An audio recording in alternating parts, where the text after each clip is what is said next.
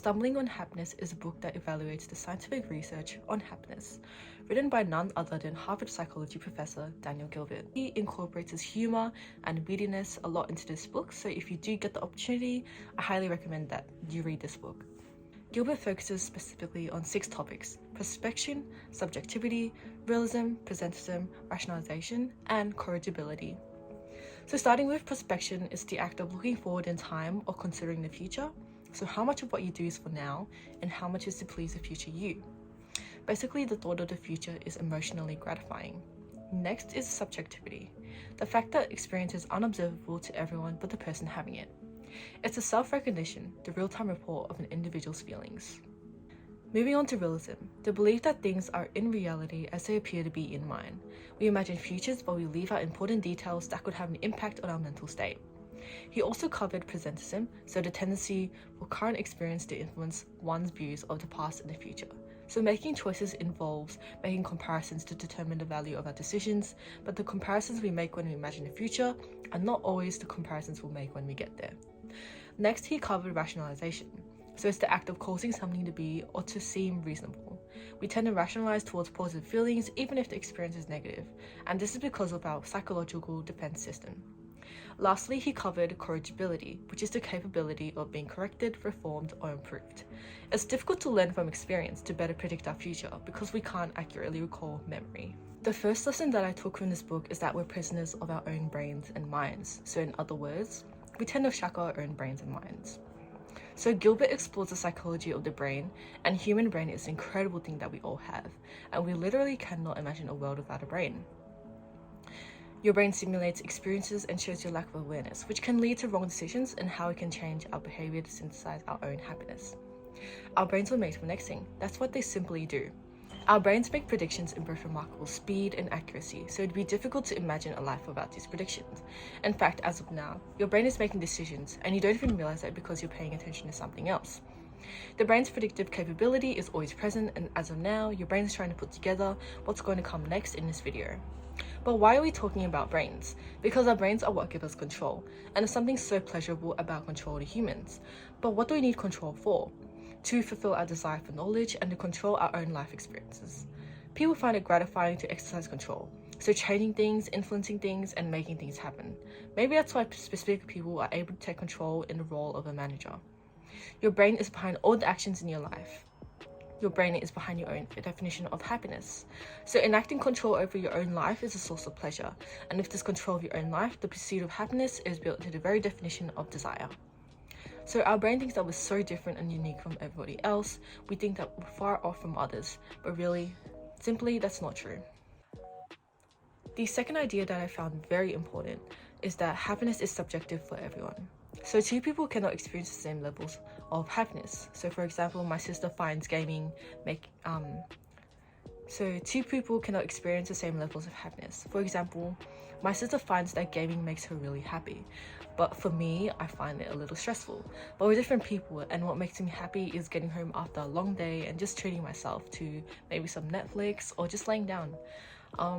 But nobody really knows what happiness feels like for others, so we don't really know when somebody is actually happy.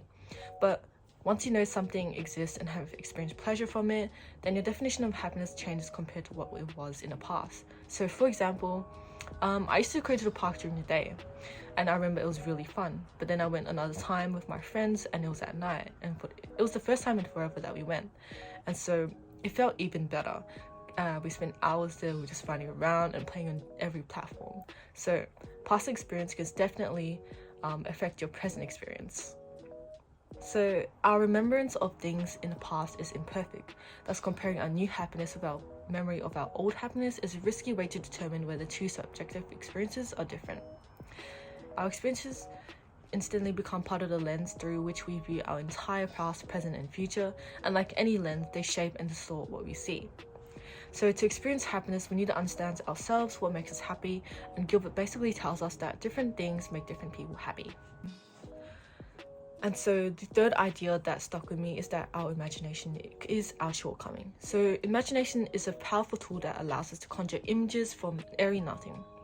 but there are shortcomings. So our imagination tends to add and remove details, and we do not realize that key details may have been fabricated or are missing from the imagined scenario. So imagined futures are more likely to be the present than they actually will be in the future.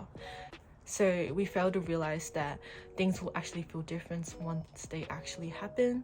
But notably, the psychological immune system will make bad things feel not so bad as they imagine to feel. So when we imagine the distant future, we tend to imagine things in generalities and gloss over the details. But when we imagine things in the near future, we tend to think in concrete details. So basically, uncertainty would be something that can preserve and prolong our happiness, because really, we're incapable of imagining accurately. So one thing that I found could have been more convincing was if he addressed his counter arguments. So although his points were well supported and he made logical step-by-step arguments, he doesn't address the counter arguments, but he poses questions concerning the main idea of the chapter, and then he answers to those questions leading to the point of the chapter. So I found this to be the only logical fallacy. As an example, he was like, nobody really knows what happiness feels like for others, so that means we can't say definitely whether someone in a situation might seem bad to us. Is actually less happy than we are. So do they just think they're happy, but they're not really feeling happy? So I thought that there would have been more backing into this question, but he continued on to a different idea.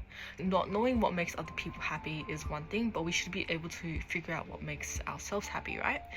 But he argues that we can't imagine accurately how happy we would be, for example, as a conjoined twin. So referring back to the overarching theme, one's happiness is subjective, so we can't really generalize and think what makes us happy is the same way other people would feel, because happiness in truth lies within ourselves, starting from us and ending at us. The second idea that I found had some flaws was that imagining the future can be pleasurable. So Gilbert did imply a few times that imagination can be pleasurable. We're incapable of imagining accurately, right? But he did back this with some logical arguments, but then again, there are shortcomings to our imagination. So how could it possibly be pleasurable? Personally, I'd say the key to happiness is to just stop thinking about the future, because your brain interferes with your perception and understanding of current happiness, which in turn means that you cannot predict the future accurately. So I believe we should just embrace the uncertainty of life, which can preserve and prolong our happiness. So the book talks a lot about overestimating your future outcomes. So we tend to overestimate what we knew beforehand based upon what we later learned. So instead of dwelling on your future, OB students should embrace the uncertainty that comes with life. Release the control and accept the natural flow of your life. OB students will often be like, oh, I knew that was the right answer, I would have thrown that out when we asked a question in class. But try to shift your mindset towards, right, I didn't think about that, when the tutor actually throws the answer out. The book also talks about how our imagination can lead us to thinking that we're better than average. So people evaluate themselves more favorably than they evaluate others. But OB students, don't be that person that would confidently say they're better than average students. I'd say just believe that you have limitless potential and that you're capable of many things. Except that maybe there are other people who can be better at certain things.